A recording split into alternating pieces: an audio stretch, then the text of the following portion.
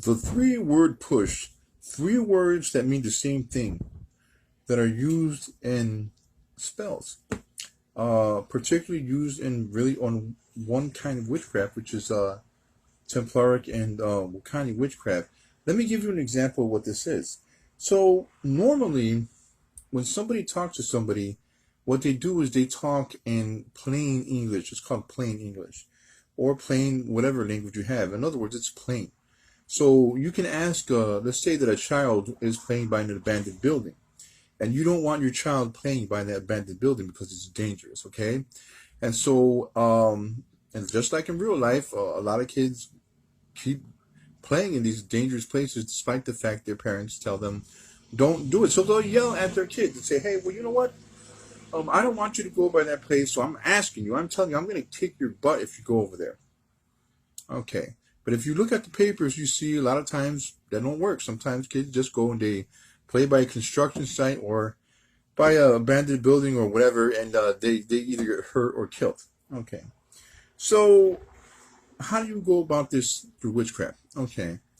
Well, some people just do, you know, pining crystals or using pictures and honeycombs and vetiver and mint leaves and all this and all that, but that's not really going to help. That's traditional symbolic witchcraft. Okay. Now even the leaders of witchcraft and Wicca will tell you that's symbolic. So it's not really going to help. Really, it's not real magic in the real world, as I say. But there is one, and that has to do with manipulation of psychological perceptions of the mind. So I'll give you an example. Now, we talk about the boy. Remember about the boy? One boy who went, decided he was not going to listen to his parents and, get killed accidentally because he's just can't stop his compulsion. Okay.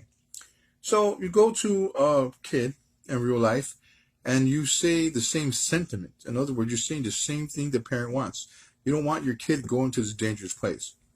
But you can yell your head off all you want, but sometimes they're just going to be rascals and do it anyway. So how would you do this through witchcraft? How would you do it so they don't?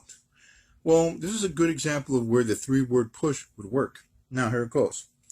The three-word push is using three key words that mean the same thing, even if they don't necessarily understand it, to produce an involuntary reaction in the brain. I'm going to give you an example. Okay, so one person yells, hey, don't go by that, building, or I'm going to kick your butt, threaten them.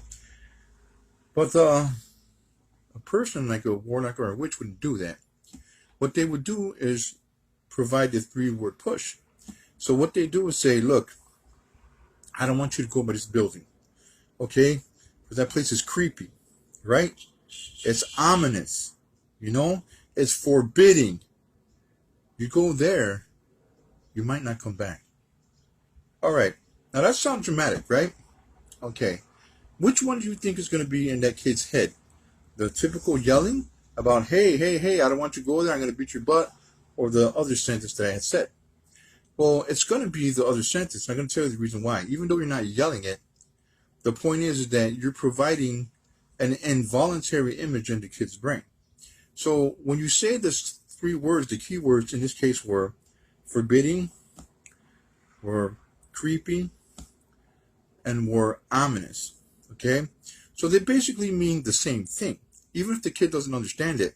So what happens is that when you say those key words and you bring it out vocally, you accent it vocally, what happens is it automatically and instantly causes an image of danger in the brain. So when they see this house or a place they're not supposed to be in real life, what happens is they're going to associate it automatically, involuntarily. They're going to associate it in the mind. And it's very apt that they're not really going to go and start messing around, monkeying around in that building, because the involuntary image of association of danger through those three key words is already in the mind.